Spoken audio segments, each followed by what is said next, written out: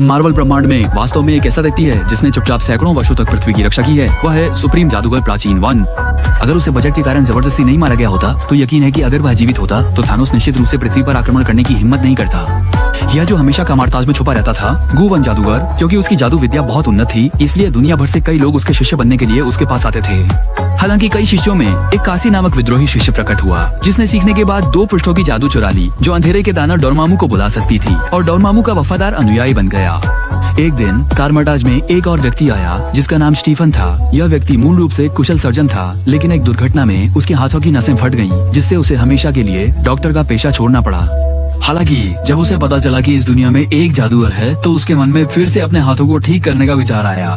लेकिन जब उसने प्राचीन नेक को देखा तो उसने प्राचीन नेक की क्षमता पर संदेह किया। अगले ही पल गुई ने उसे आत्मा के बाहर निकलने का अनुभव कराया। इसके बाद गुवन ने अंगूठा बढ़ाया और उसे फिर से बहु ब्रह्मांड में धकेल दिया। इस समय स्टीफन भी पूरी तरह से अभी हुई हर चीज से स्तब्ध था।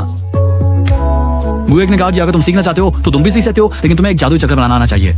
इसलिए उसने एक हाथ कटे हुए शिष्य को स्टीफन के सामने प्रदर्शन करने के लिए कहा। लेकिन जब स्टीफन की बारी आई तो उसने बस वहाँ कुछ तारे उगाए। उसकी क्षमता को जागृत करने के लिए प्राचीन ने उसे ठंडी एवरेस्ट की चोटी पर ले गया और इस तरह अकेला छोड़ा गया स्टीफन। जब वो लगभग बर्फ की मूर्ति बनने वाला था तब उसने अपनी जान बचाने वाला जादुई चक्कर बना ही लिया।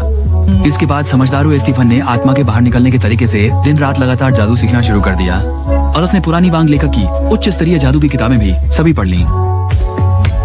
हालांकि एक दिन जब स्टीफन ने एक रहस्यमय उपकरण जिसे अगमोटो की आंख कहा जाता है खोजा तो उसने एक अभी खाया हुआ सेब पुनः स्थापित कर दिया।